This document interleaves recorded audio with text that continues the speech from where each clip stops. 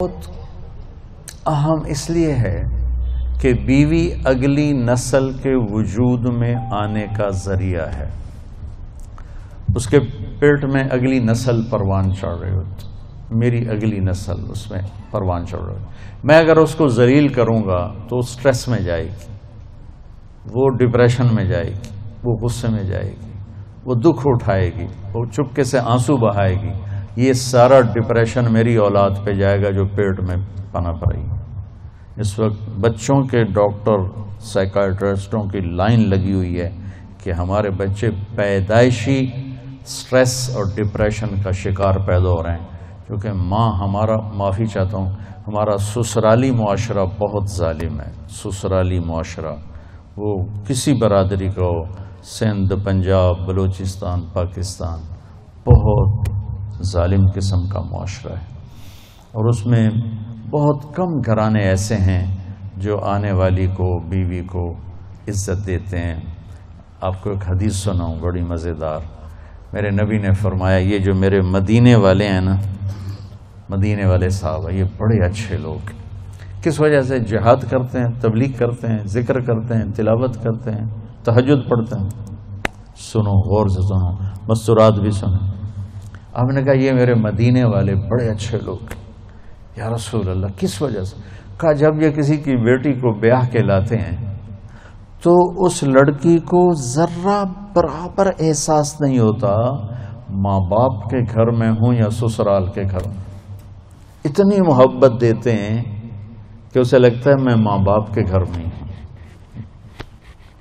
میں نے اپنی بیٹیوں کو رخصت کر دیا اور کسی کی بیٹیوں کو لایا اپنے بچوں کے لیے، تو میں بیٹی کی جگہ بہو کو بٹھا دوں، کیا فرق پڑتا؟ میری بیگم نے اپنی بیٹیوں کو ڈولی میں ڈال کے آگے بھیج دیا اور کسی کی بیٹی کو ڈولی میں ڈال کے گھر لے آئی، تو ساس بننے کی بجائے ماں بن جائے تو کتنا اچھا ہو جائے گا. اور یہ بچی اپنی ماں کو چھوڑ کے، باپ کو چھوڑ کے خاوند کے گھر آئی ہے، تو یہ اپنے ساس سسر کو ماں باپ بنا لے تو کتنا اچھا ہو جائے کہ بھائیو یہ میرے نبی کی زندگی ہے. آپ کو عجب حدیث سنو، ابھی یاد آئی. قیامت کے دن بلایا جائے گا، بلاؤ بھائی مفتی نجیب، بڑا آیا فتوے دینے والا، تولو اس کے عمل تولو، ٹھیک ہے. طارق جمیل کو بلاؤ، بڑا بھاری خطیب بنا پھرتا ہے، اس کے عمل تولو.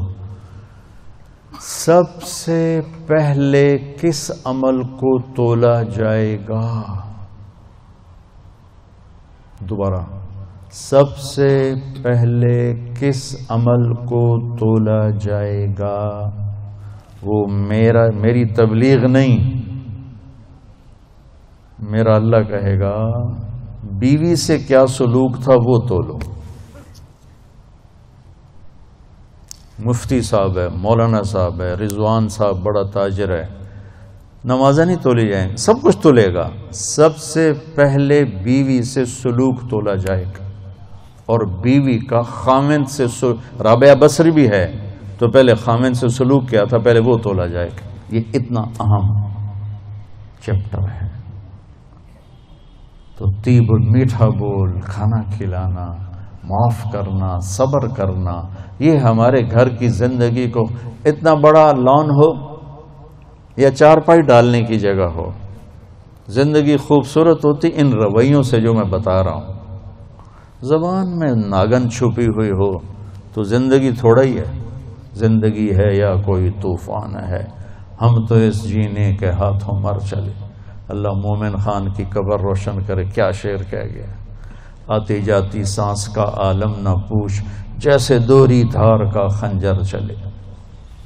یہ دوری دھار ہے زبان میں، تو کاٹ کے رکھ دیتی، اور یہ شہد سے بھری ہوئی ہے جو بڑے سے بڑے زخم کو مٹا کے رکھ دیتی. تو محبت دینا، پیار دینا، عزت دینا، یہ اس رشتے کا تقاضا ہے تاکہ اگلی نسل فریش پیدا ہو. اب مفتی صاحب بیٹھے، آپ پوچھو کہ ماں جس نے بچے کو جنا ہے اس کے ذمے دودھ پلانا بھی نہیں. اگر وہ کہے میں نے نہیں پلانا تو خاوند کے ذمے ہے کہ کوئی عورت لا کر دودھ پلائے. اتنا شریعت اس کو فارغ کیوں کرتی ہے کہ پوری طرح اپنے بچے کو توجہ دے. لیکن آج کی مائیں بھی ظالم ہیں. بھلا 3 سال کے بچے کو اسکول سے ڈالنا اس سے بڑا ظلم بھی کوئی ہے؟ وچے دی پوٹی نہیں کر رہی، وچے پیشاب نے انہوں اسکول بھیجی جانتے، وہ روتا ہوا جاتا ہے، روتا ہوا آتا ہے، ماں باپ سے فاصلہ پیدا ہو جاتا ہے. یہ 7 سال تک میرا نبی کہتا ہے بچے کو نماز بھی نہ کہو، 10 سال کے بعد تھوڑا پابندی کرواؤ. ماں باپ 7 سال 10 سال تک بچے کو ٹائم دیں، ٹائم کوئی نہیں، ٹائم دیں. اور اے خبیث موبائل جڑا بوجھے چلے ہی پھر دو، اس کو گھر میں آ کے آف کر دیں، بند کر دیں. میں نہیں کہتا ہوں سارا دن بند کرو، لیکن 1 گھنٹہ، آدھا گھنٹہ، پونا گھنٹہ، 2 گھنٹے جب تم بچوں بیوی بیٹھو تو اس خبیث کو بند کر دو. یہ بہت بڑی ذلت ہے کہ میری بیگم مجھ سے بات کرنے لگتی ہے، ٹرن میں فون اٹھا کے میں ذرا یہ سن لوں. آپ کو پتہ نہیں نفسیاتی طور پر کتنا اس سے اثر پڑتا. میں بات کرتا ہوں، میری بیوی فون اٹھا کے سننے لگ جاتی. بچہ بات کرنے آتا ہے وہ فون میں لگی ہوئی ہے. یہ بچے کی عزت نفس کو تباہ کر دیا ہے. یہ ضرورت کی چیز تھی. ہمارے ہاں پنجابی میں مثال ہے، میراسی، پتہ نہیں آپ جانتے کہ نہیں جانتے، مراسیوں کا پہلا بیٹا ہوا، انہوں نے چم کے مار چھڑے. یہ پاکستان والے انہوں موبائل ملیا، ٹائلٹ چ بھی بہ کے سن دیں، ہٹھو تو آوازاں آ رہی ہوں. وہ کم وقت وہ کم کر جڑا تو کرن گیا ہے، اتھے بہ کے بھی سودے کردا. یہ بھی کوئی زندگی ہے؟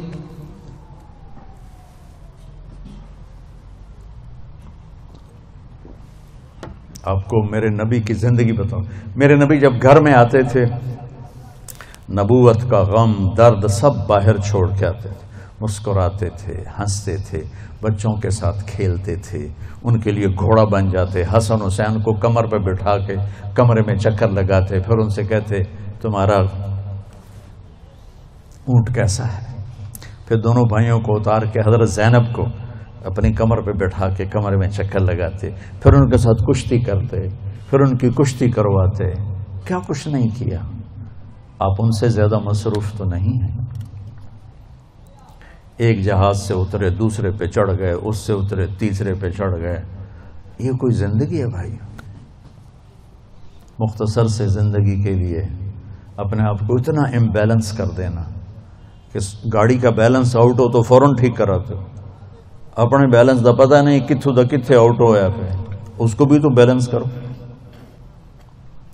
بچے کو عزت دو، وہ آئے تو اس کے متوجہ ہو جاؤ، جی بیٹا. اور بچوں کو میرے نبی نے کہا اکرموا اولادکم، اپنی اولاد کو عزت دو. میرے نبی کو ملنے جب بیٹی فاطمہ آتی، مہینے بعد نہیں آتی تھی، ہر دوسرے دن، نال تا گھر ایسے. تو میرے نبی چیئر پر بیٹھے ہیں، زمین پر بیٹھے ہیں، چارپائی پر لیٹے ہیں، جو ہی فاطمہ پہ نظر پڑتی کھڑے ہو جاتے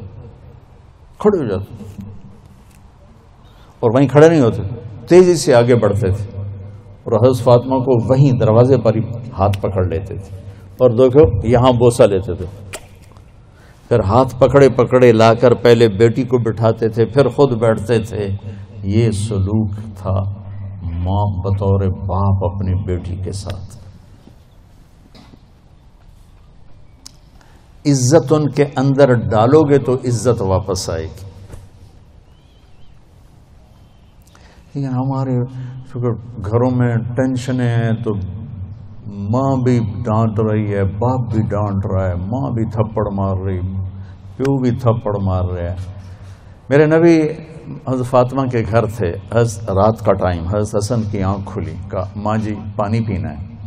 تو حضرت فاطمہ اٹھنے لگی. ہم نے کہا فاطمہ لیٹ جا. آپ نے گلاس اٹھایا، سامنے گھڑے میں پانی تھا، آپ نے پانی نہیں لیا.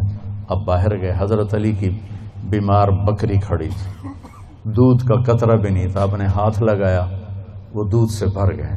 پھر آپ نے دودھ نکالا، گلاس بھر دیا. اندر آئے تو حسین بھی جاگ گئے تھے، وہ دوڑ کے آگے آ گئے.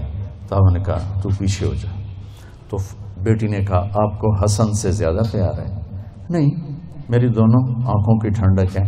اس نے پہلے مانگا، اس کو پہلے دوں گا. تو تو آپ نے حسن کو پلایا، حسین کو پلایا، فاطمہ کو پلایا، خود نہیں پیا.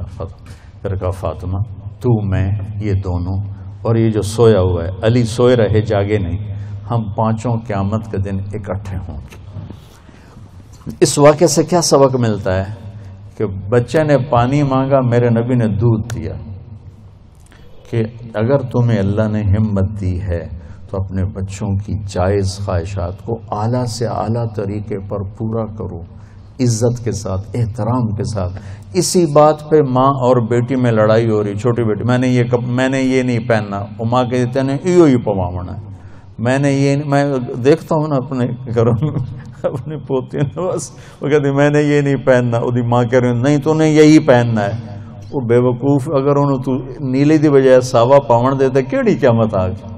اتنی بے وقوف مائیں ہیں آج کل. یہ جو موبائل ہے نا، اس نے ماؤں کی عقل چھین لی. سب سے قیمتی سرمایہ کو اٹھا کے پھینک دیا کوڑے کے ڈھیر پر.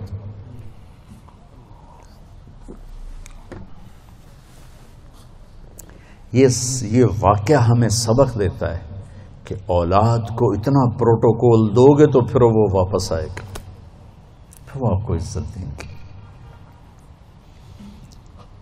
حضرت حسن بصری فرمایا کرتے، ان کی کنیت ہے ابو سعید، بیٹا تھا سعید. فرمایا کرتے تھے میں نفل پڑھ رہا ہوں اور میرا بیٹا سعید مجھے بلاتا ہے تو میں اس کے لیے نماز توڑ دیتا ہوں، نفل توڑ دیتا ہوں.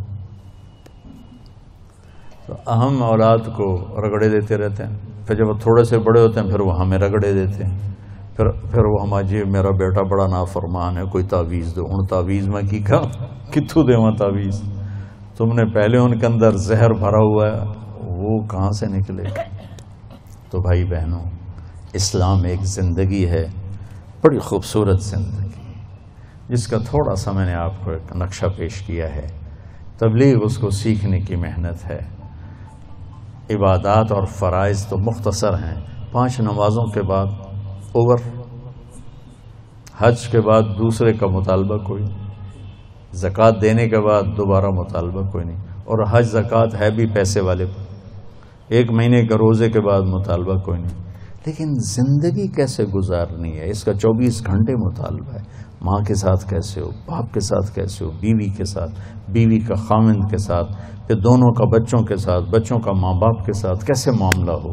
یہ 24 گھنٹے کی زندگی. بھائیو، اپنے نبی کی سیرت پڑھا کرو، اپنے نبی کی زندگی پڑھا کرو، اپنا قرآن پڑھا کرو. آپ کو پتہ چلے کہ زندگی کس چیز کا نام ہے. اور جب اللہ آپ کو توفیق دے، تبلیغ میں 3 دن بھی لگانا شروع کریں گے تو آپ کو بہت فائدہ ہوگا.